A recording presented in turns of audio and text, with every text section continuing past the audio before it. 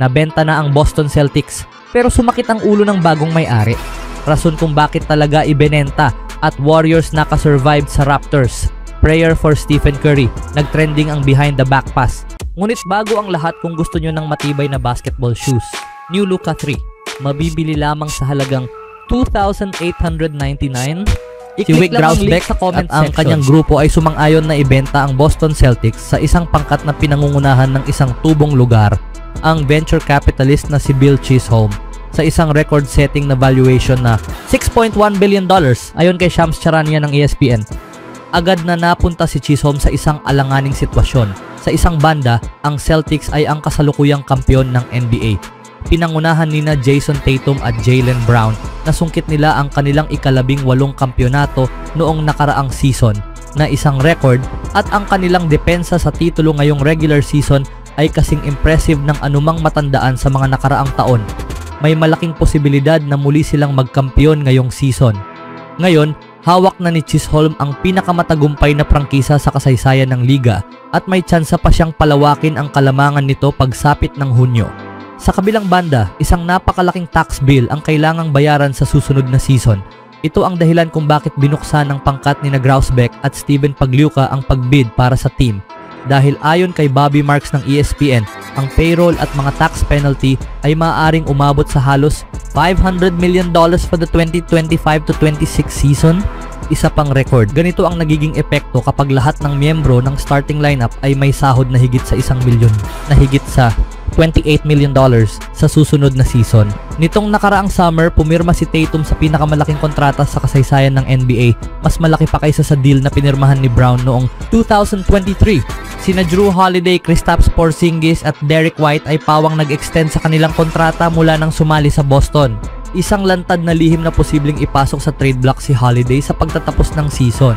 May natitira siyang $104.4 million sa kanyang kontrata hanggang 2027-28 season.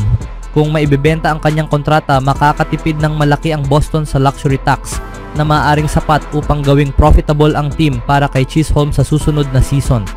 Mayroon namang backup na guard ang Celtics sa katauhan ni Peyton Pritchard, kaya maaari silang manatiling kompetitibo kahit wala si Holiday, bagamat siguradong mas bababa ang kalidad ng roster. Anuman ang paraan ng Celtics sa pagbawas ng sweldo, maaaring si Porzingis, White o sinumang may mataas na kontrata, ang resulta ay magiging mas mahinang lineup. Dahil dito, si Chisholm ay nahaharap sa isang mahirap na desisyon. Bibilhin niya ang isang koponang may potensyal na mag back-to-back champion, ngunit agad ding mahaharap sa posibilidad na pahinain ito. Isang mahirap na sitwasyon kahit pa nauunawaan ng mga fans ang aspetong pinansyal. Ngunit may isa pang paraan: gastusin ang pera. Bibilhin mo ang Celtics sa halagang $6.1 billion para lang i-trade ang isa sa iyong pinakamahuhusay na manlalaro, para itong bumili ng Ferrari tapos lalagyan ng speed limiter. Ano ang silbi? Karaniwang bumibili ang mga tao ng sports teams para manalo ng kampeonato at maging sentro ng atensyon ng isang lungsod, hindi para gawing mahina ang koponan at agad na maging kaaway ng mga tagahanga. Ayon sa Forbes, kumita ng $121 million ang Celtics noong 2022-23 season, kung kailan ang kanilang payroll ay nasa $200 million. Siguradong mas mataas pa ang kinita noong nakaraang taon nang makatanggap ang isa sa pinakakilalang prangkisa ng liga ng championship boost. Ito at marahil higit pa ang maaaring asahan ng grupo ni Chisholm taon-taon, lalo na kapag naisaayos na ang payroll ng Boston. Bukod pa rito, binili ni Grousbeck, Pagliuca at ng kanilang grupo ang team sa halagang $360 million on 2002. Ngayon, makalipas ang wala pang 25 taon, ibinebenta nila ito sa halagang 17 beses na mas malaki. Ganito ang kalakaran sa mga professional sports teams. Patuloy silang tumataas ang halaga mula nang mabuo. Ito ang maaaring maging puhunan ni Chisholm. Samantala, kailangan niyang magdesisyon kung gaano kabilis niyang gustong gawing cash cow ang Boston. Hindi ito isang short-term investment, kaya bakit hindi pag-isipan ang pangmatagalang benepisyo? Lalo na kung magawang magkampiyon muli ng Celtics ngayong Hunyo.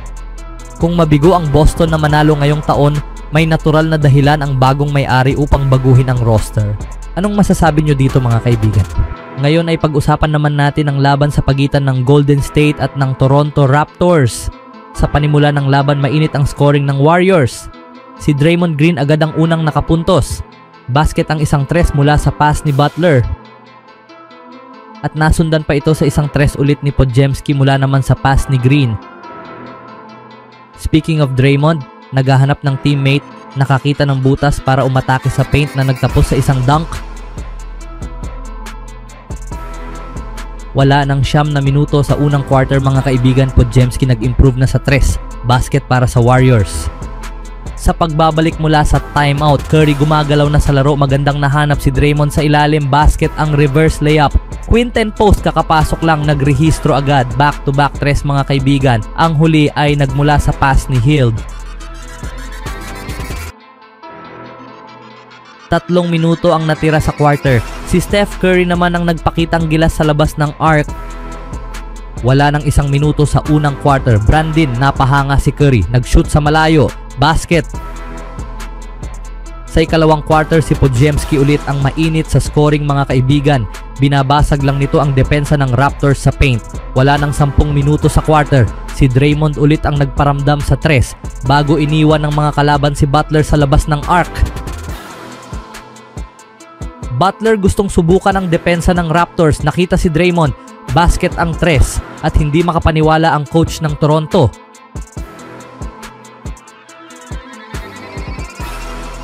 Butler ulit nagtuloy-tuloy sa dulo. Iniwan ang bola kay Quinn Post. Basket ang tres sa corner. Timeout ang Raptors. Sa pagbabalik, sinalubong agad ni Post ang Toronto ng tres sa corner. Malaking epekto talaga si Post sa laro. Ang sumunod, Kuminga nakakita ng magandang pagkakataon para umatake sa paint. Basket ang hard layup. Warriors nakakuha ng steal na nanamangha ang lahat nang magsimula ito sa behind the back pass ni Curry kay Hield at naghatid sa 1 puntos kay JK at may kasama pang foul.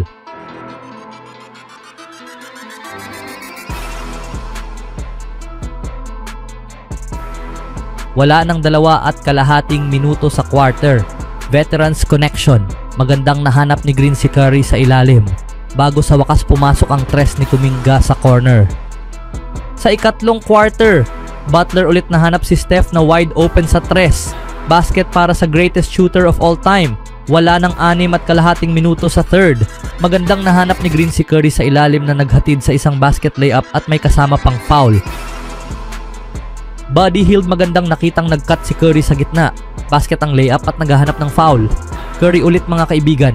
Naiwan ulit sa gitna, akala nila puro na lang sa labas ng arc. Wala nang 3.5 minuto sa quarter. Tinakot ni Curry ang fans ng Warriors nang awkward itong bumagsak. Rinig na rinig ang pagkahulog mga kaibigan.